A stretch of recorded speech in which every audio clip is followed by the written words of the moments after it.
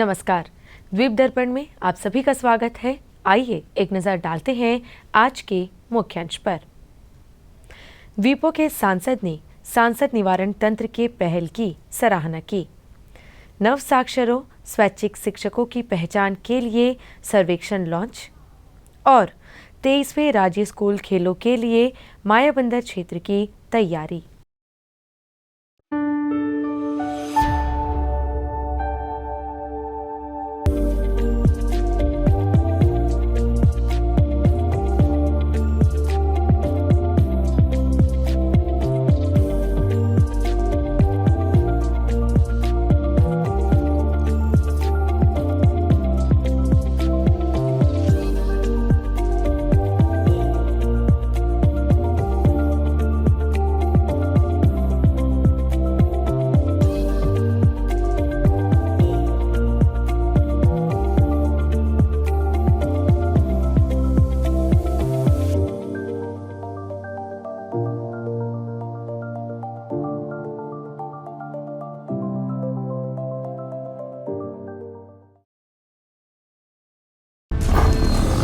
किसी बाघ की दहाड़ हमारे जंगलों, नदियों और हमारे ग्रह की सेहत का प्रतीक है। टाइगर कंजर्वेशन फाउंडेशन इन जानी मानी बड़ी बिल्लियों के संरक्षण और उन समुदायों के उत्थान के प्रति समर्पित है जो बाघों के आशियाने में इनके आसपास रहते हैं। चलिए हमारे साथ बाघ की दहाड़ और जंगलों को अक्षुण्ण रखने के लिए साथ मिलकर हम हालात बदल सकते हैं। मेरे साथ टाइगर कंजर्वेशन फाउंडेशन पर यह एपिसोड देखिए इस शनिवार रात 10:30 बजे धरती करे पुकार कार्यक्रम में, केवल डीडी नेशनल पर। और हाँ, क्विज में हिस्सा लेना न भूलिएगा। विजेताओं को पुरस्कार दिए जाएंगे। अब द्वीप दर्पण विस्तार से। नरेंद्र मोदी सरकार ने हाल ही में सांसद निवारण तंत्र की शुरुआत की है, जो सभी सांसदों को मुद्दों को संबोधित करने, नीतियों पर प्रतिक्रिया देने और केंद्रीय मंत्रियों की अध्यक्षता वाले समूहों के माध्यम से शासन से जुड़ने में सक्षम बनाता है। इस संबंध में सांसद श्री विष्णुपद रे ने भारत के माननीय प्रधानमंत्री नरेंद्र मोदी को लिखे एक पत्र में असाधारण पहल और दूरदर्शी नेतृत्व के लिए आभार और प्रशंसा व्यक्त की है। विष्णुपद रे ने अपने पत्र में आगे उल्लेख किया है कि यह भारतीय संसद के इतिहास में पहली बार है कि एक सहभागी और समावेशी तंत्र पेश किया गया है, जो लोकतंत्र और शासन को मजबूत करने में एक लंबा रास्ता तय करने के लिए तैयार है। सांसद ने माननीय संचार मंत्री और पूर्वोत्तर क्षेत्र विकास मंत्री ज्योतिरादित्य सिंधिया की भी सराहना की, जो उस समूह का नेतृत्व करते हैं जिसके वे सदस्य हैं। उन्होंने मुद्दों के समाधान में सभी सांसदों के साथ उनके परिश्रम और प्रभावी समन्वय की सराहना की। सांसद ने पत्र में आगे कहा, मेरा दृढ़ विश्वास है कि सरकार की यह पहल विकास को महत्वपूर्ण रूप से बढ़ाएगी, नीतियों को मजबूत करेगी और हमारे लोगों के कल्याण में सुधार करेगी।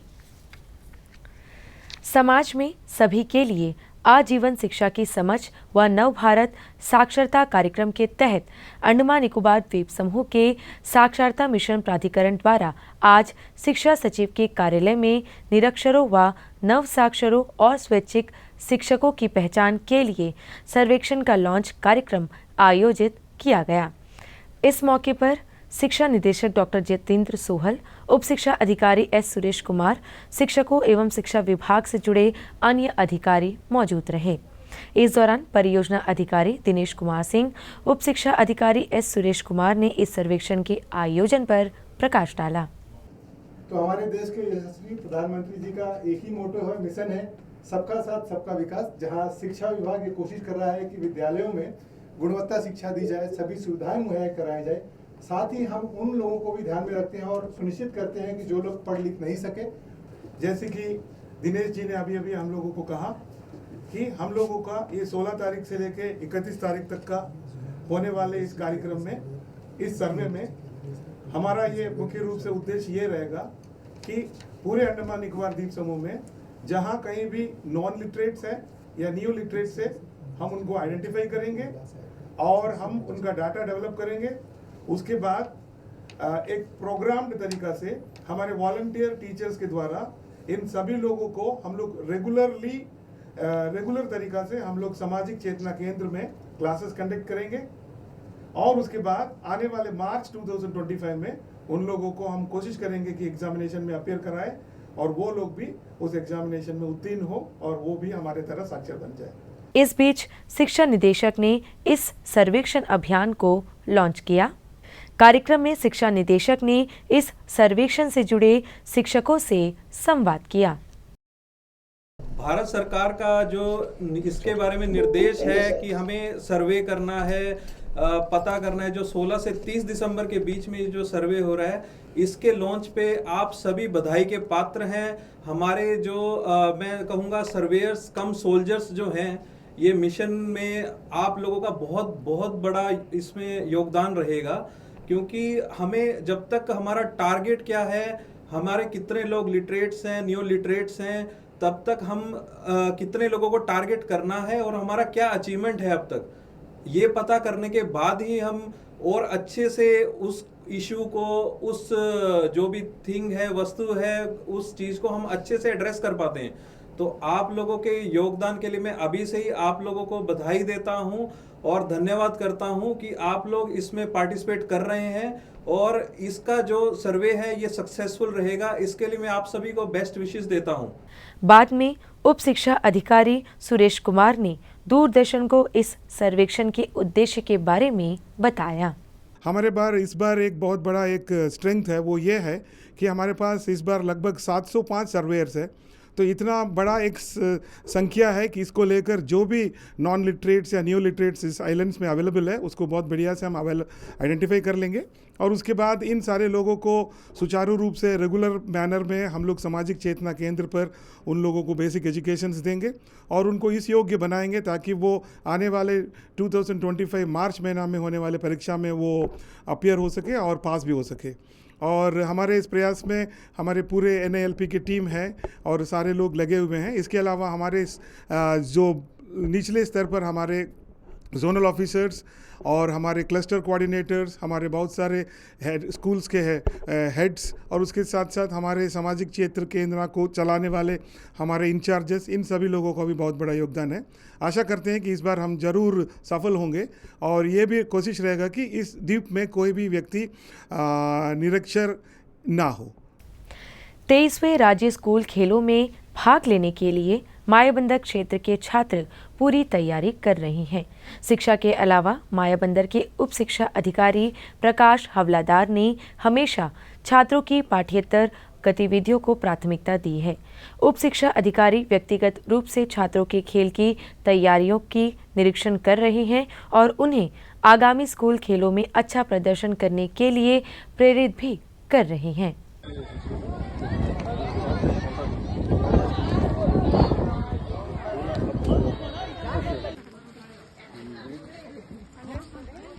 सभी को नमस्कार।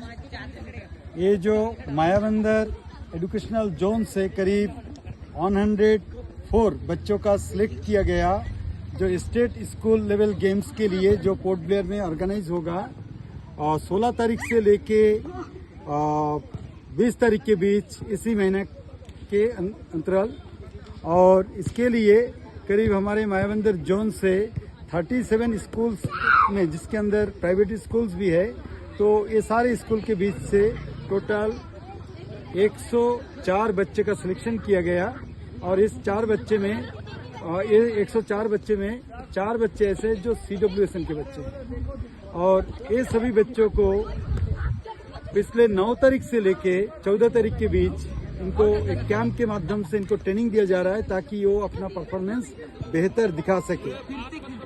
और इनके साथ जाएंगे करीब 26 स्टाफ जो इस बच्चों को ट्रेनिंग भी दे रहे हैं, साथ में इनको लेके जाएंगे यहाँ से। और सर को यार हमारे पूरे टीम की तरफ से आपका शुक्रिया अदा करना चाहूँगा कि आप बहुत ज़्यादा बिजी हैं, फिर भी जब हम यहाँ से बोले रिक्वेस्ट करें कि आप आइए प्लीज़ हमारे बच्चों से एक बार रूबरू करें, मिले, तो सर हमारे इन्विटेशन को एक्सेप्ट करें, यहाँ तक आए। और मैं सर से रिक्वेस्ट करता हूँ कि सर ये 4 दिन चल रहा है और इम्प्रूवमेंट दिख रहा है। हमारे सारे ऑफिशियल्स जितने भी हमें अपॉइंट है सब अपना काम बेहतर तरीका से कर रहे हैं। उम्मीद है हम लोग आपको फुल सपोर्ट कर रहे हैं ना? yes, और भी भी कहीं पे अगर आपको लगता है कि मेरे से और थोड़ा मैं प्रैक्टिस करने से मैं चलो चलो फास्ट खो दो खो दो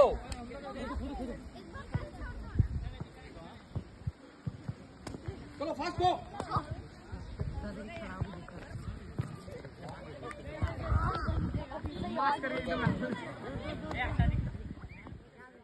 वीप दर्पण में अब लेते हैं एक ब्रेक। कहानी नहीं बदली, स्टाइल गया है बदल। जो कहानियां हम सुनते आए देखते आए, अब वही वैसी ही कहानी सुनाएगा digital. Download waves OTT app now and watch for free.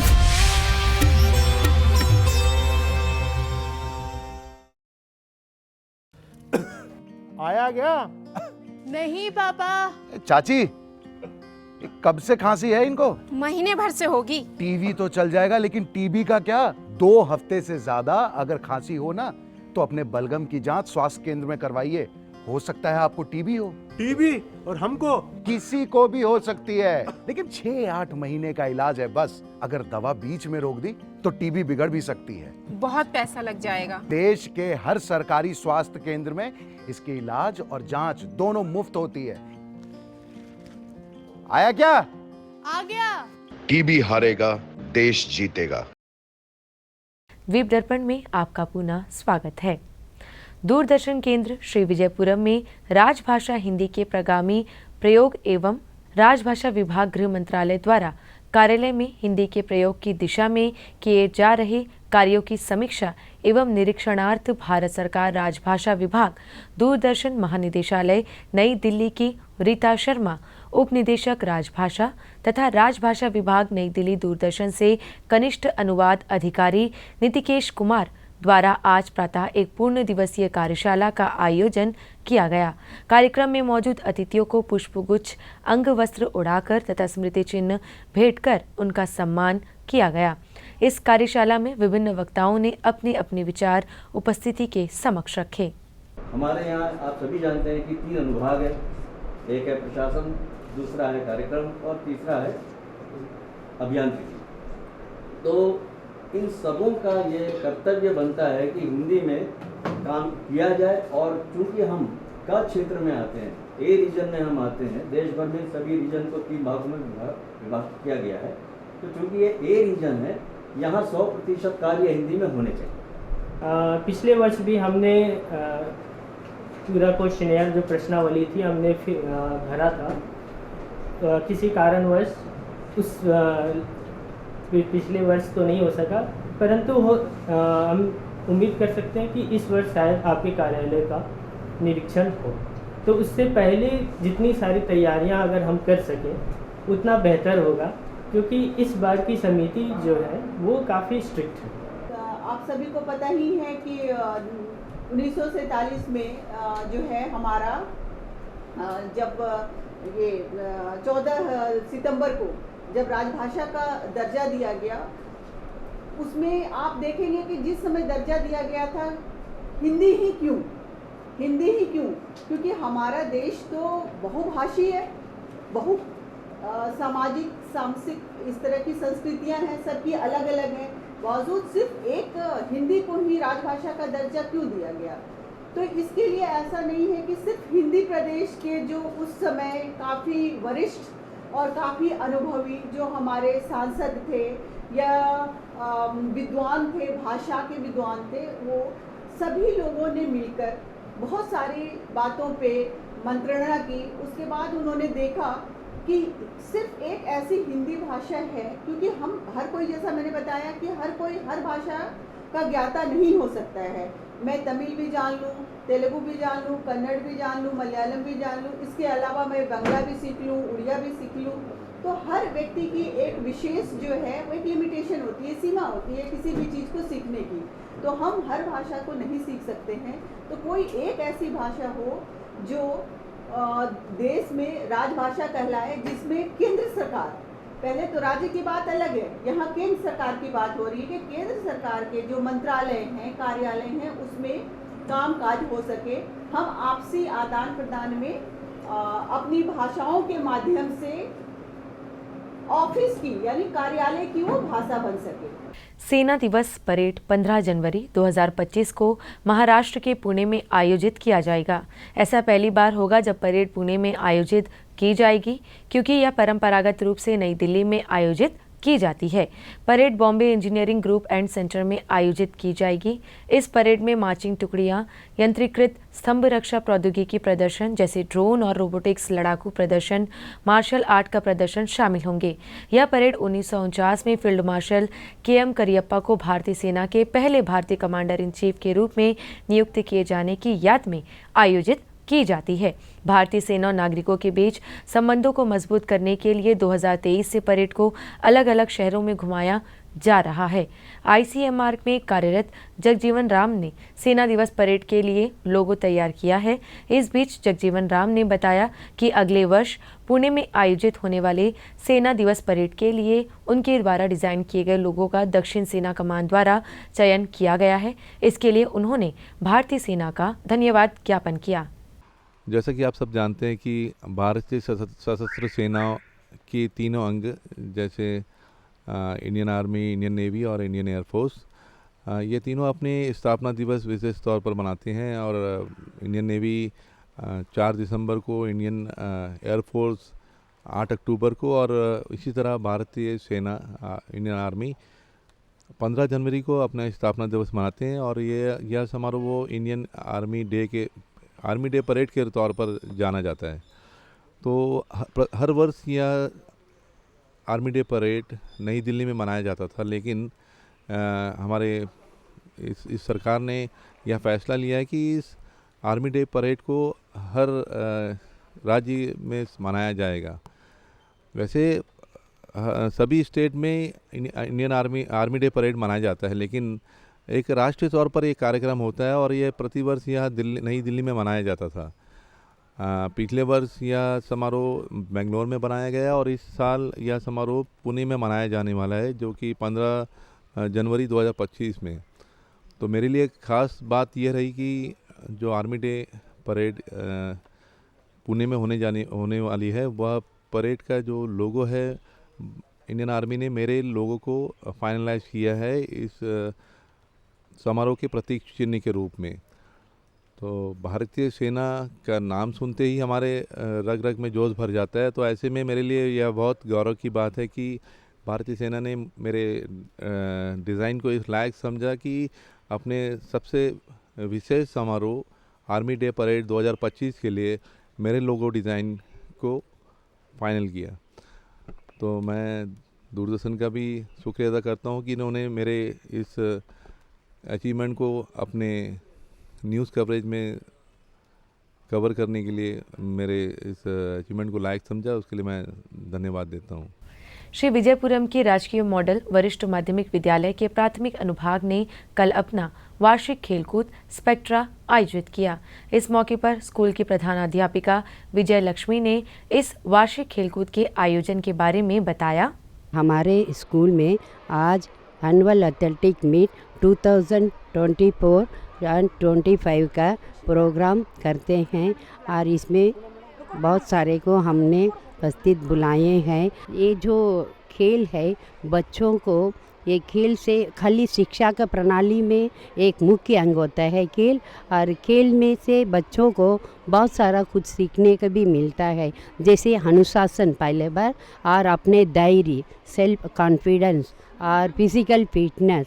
एक इंसान को अपना पहले बॉडी फिटनेस होना, वो इस खेल द्वारा बच्चों को बहुत मिलता है। इसके बाद स्कूल के शिक्षक ने बताया कि इस वार्षिक खेलकूद के दौरान विभिन्न स्पर्धाएं और सांस्कृतिक कार्यक्रम आयोजित किए जाएंगे। And today we have attended this annual sports of the primary government senior secondary school primary section. We have, as a model family, we have enjoyed too much. So last 3-4 years we are continue attending this program. And today especially thanks to all the entire teams of primary section government model senior secondary school and HM of this primary section, entire teachers, all are very artful. Whip दर्पण में अब लेते हैं एक अंतराल। অসময়ের বৃষ্টি, শিলা বৃষ্টি বা ঝড়ের চিন্তা সব ভুলে যাও। ফসল বীমা করাও, সুরক্ষা কবচ পাও, প্রাকৃতিক বিপর্যয় হোক বা কোনো দুর্ঘটনা, সেই সব চিন্তা থেকেও মুক্তি পাও। फसल बीमा हमने फसल बीमा योजना को अधिक प्रभावी बनाया, उसके दायरे में ज्यादा किसानों को लाए। এখনো পর্যন্ত 19 কোটি 67 লাখের থেকে অধিক কৃষক আবেদন করে ফসলের ক্ষতিপূরণ পেয়েছেন। রবি শস্য বীমার জন্য শীঘ্রই নিবন্ধন করুন। ব্যাংক শাখা বীমা সংস্থা জনসেবা কেন্দ্রের সাথে যোগাযোগ করুন অথবা www.emfby.gov.in এর মাধ্যমে অনলাইনে আবেদন করুন। কোম্পানির প্রতিনিধির সাহায্যে আপনি আপনার বাড়ি থেকে এই অ্যাপের মাধ্যমে বীমা করতে পারেন। ফসল বীমা সংক্রান্ত তথ্যের জন্য হেল্পলাইন নাম্বার 14447 এ কল করুন। फसल बीमा कराओ, सुरक्षा कवच पाओ। पशुपालन हमारी परंपरा, विरासत और संस्कृति की पहचान रही है। पशुपालन को लाभकारी और उन्नत बनाने के उद्देश्य से पशुपालन और डेयरी विभाग भारत सरकार प्रत्येक 5 वर्ष पर पशुधन गणना करता है। इस बार अक्टूबर 2024 से फरवरी 2025 में होने वाली पशुधन गणना में पोल्ट्री, पालतू पशुओं और आवारा पशुओं की कुल 219 नस्लों का डेटा एकत्रित किया जा रहा है। तो जब सरकारी कर्मचारी गणना के लिए आएं, तो उन्हें पशुधन की सही जानकारी दें। इससे पशुधन के लिए योजनाएं बनाने में मदद मिलेगी, पशुओं की नस्ल में सुधार होगा और मजबूत होगा आपकी आमदनी का आधार। आपके सहयोग से भारत बनेगा 5 ट्रिलियन की अर्थव्यवस्था वाला देश। मेरे पशु मेरी जानकारी, होगी समृद्ध संपदा हमारी। जब आपकी आंखें सदा के लिए बंद हो, तब आप किसी और की आंखें सदा के लिए खोल सकते हैं, ताकि वो भी दुनिया की सुंदरता को देख सके। अपनी आंखें दान करें और मृत्यु के बाद भी जीवित रहें। याद रखें, मृतक की आंखों को तुरंत बंद कर दें, पंखे बंद कर दें, आई बैंक को फोन करके सूचित कर दें। मृत्यु के 3 से 6 घंटे के अंदर आंखें दान करवा दें। नेत्रदान से सुंदरता नहीं बिगड़ती। अधिक जानकारी के लिए नजदीकी आई बैंक से संपर्क करें। राष्ट्रीय दृष्टिविहीनता नियंत्रण कार्यक्रम। वीप दर्पण में आपका पुनः स्वागत है।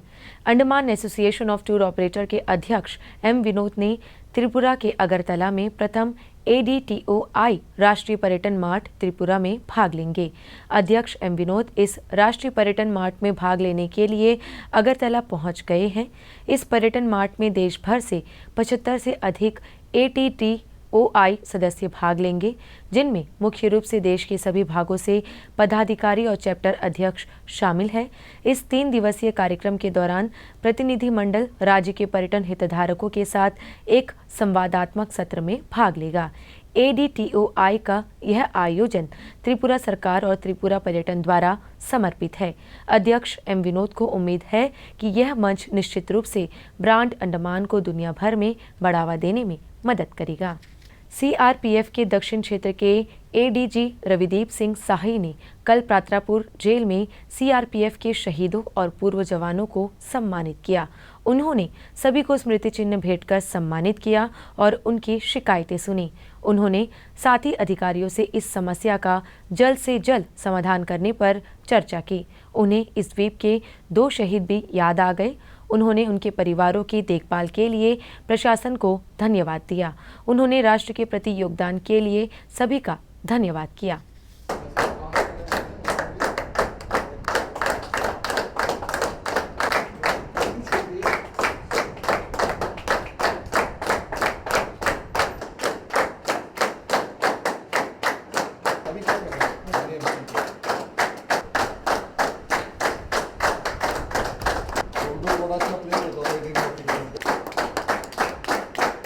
मौके पर कहना चाहूँगा, मैं फोर्स में बहुत काम किए हम लोग ने।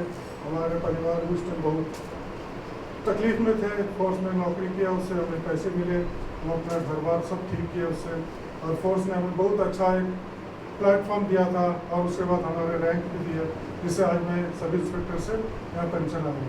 जैसा मेनलैंड में हैदराबाद, चेन्नई वगैरह में मेडिकल है करके CRPF ने रखा हुआ है, हम चाहते हैं कि अभी तो बॉर्डर में भी काफ़ी ऐसा हो गया, बड़ा बड़ा मेडिकल आ गया है, तो यहाँ भी ऐसा मेडिकल को हैक करके हमारे लिए चिकित्सा मुहैया कराया जाए तो वो भी बेटर है सर। महोदय से और फिर मैंने जब पता किया कि हमारे कितने भूतपूर्व सैनिक हैं, तो मुझे पता लगा कि 57 के आसपास ऐसे हैं जो कि अंडमान निकोबार के रहने वाले हैं। तो मेरा कोशिश ये था कि बाकी काम तो होते रहते हैं, विजिट होती रहती है, भी आप लोगों से भी हम मिलें और उसके बाद आपकी समस्या पूछें और आपके साथ इंटरेक्शन करें। और मुझे बहुत खुशी है कि आपने जो भी पॉइंट बताए हैं बहुत अच्छे पॉइंट बताए हैं। ये हमारी फ़र्ज़ बनता है, ड्यूटी बनती है कि जिन्होंने इतना योगदान दिया है सीआरपी में, जो आज सीआरपी है, वो जो हमारे भूतपूर्व सैनिक हैं उनके कारण ही है। अंडमान तथा निकोबार प्रशासन का पशुपालन एवं पशु चिकित्सा सेवा विभाग आगामी द्वीप पर्यटन महोत्सव के भाग के रूप में 28 दिसंबर को दोपहर 2 बजे से शाम 4:30 बजे तक ITF ग्राउंड में पालतू पशु शो का आयोजन करेगा। भाग लेने की इच्छुक पालतू पशु मालिक अपनी प्रविष्टियां, मालिक का नाम, संपर्क संख्या, ईमेल, पशु का नाम, नस्ल, जन्मतिथि, लिंग, रंग, वजन और टीकाकरण रिकॉर्ड जैसे विवरणों के साथ ईमेल के माध्यम से भेज सकते हैं। अधिक जानकारी के लिए 9531 963655 पर संपर्क करें।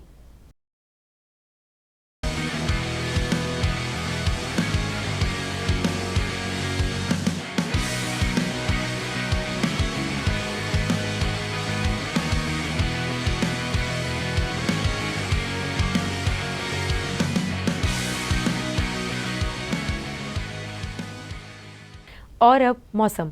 अगले 24 घंटों के दौरान अंडमान निकोबार द्वीप समूह के 1 या 2 स्थानों पर 7 से 11 सेंटीमीटर तक भारी वर्षा होने की संभावना है। लोगों को सुरक्षित स्थानों पर रहने की सलाह दी गई है। और अब अंतर्द्वीपीय जलयान यात्रा संबंधी सूचना। MV north passage long island और स्वराज द्वीप होते हुए रंगत की यात्रा पर कल सवेरे 6 बजे श्री विजयपुरम से प्रस्थान करेगा और इसकी वापसी उन्हीं रास्तों से होते हुए कल दिन में 12 बजे श्री विजयपुरम के लिए होगी। MV बाराटांग स्वराज द्वीप की यात्रा पर कल सवेरे 6:30 बजे श्री विजयपुरम से प्रस्थान करेगा और इसकी वापसी कल ही सवेरे 9 बजे स्वराज द्वीप से श्री विजयपुरम के लिए होगी।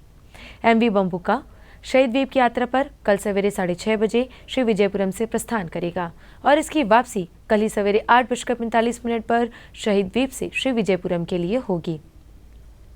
MV स्ट्रेट आइलैंड शहीद द्वीप, स्वराज द्वीप, स्ट्रेट आइलैंड, कदमतला तथा लॉन्ग आइलैंड होते हुए रंगत की यात्रा पर कल सवेरे 7 बजे श्री विजयपुरम से प्रस्थान करेगा और इसकी वापसी अगले दिन सवेरे 7 बजे इन्हीं रास्तों से होते हुए श्री विजयपुरम के लिए होगी। MV पिलो मिलो शहीद द्वीप की यात्रा पर कल दिन में 11 बजे श्री विजयपुरम से प्रस्थान करेगा और इसकी वापसी कल ही दोपहर 2:30 बजे शहीद द्वीप से स्वराज द्वीप होते हुए श्री विजयपुरम के लिए होगी। MV बम्बुका स्वराज द्वीप की यात्रा पर कल दिन में 11:30 बजे श्री विजयपुरम से प्रस्थान करेगा और इसकी वापसी कल ही शाम 3:30 बजे स्वराज द्वीप से शहीद द्वीप होते हुए श्री विजयपुरम के लिए होगी। MV बाराटांग शहीद द्वीप होते स्वराज द्वीप की यात्रा पर कल दोपहर बाद 2:30 बजे श्री विजयपुरम से प्रस्थान करेगा और इसकी वापसी अगले दिन सवेरे 5:30 बजे स्वराज द्वीप से शहीद द्वीप होते हुए श्री विजयपुरम के लिए होगी। सभी जलयानों के यात्रा कार्यक्रम मौसम की स्थिति पर निर्भर होंगे। अंत में मुख्यांश एक बार फिर।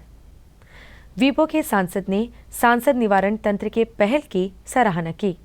नव साक्षरों स्वैच्छिक शिक्षकों की पहचान के लिए सर्वेक्षण लॉन्च और 23वें राज्य स्कूल खेलों के लिए मायाबंदर क्षेत्र की तैयारी। इसी के साथ ही आज का यह द्वीप दर्पण कार्यक्रम यहीं पर समाप्त होता है। नमस्कार।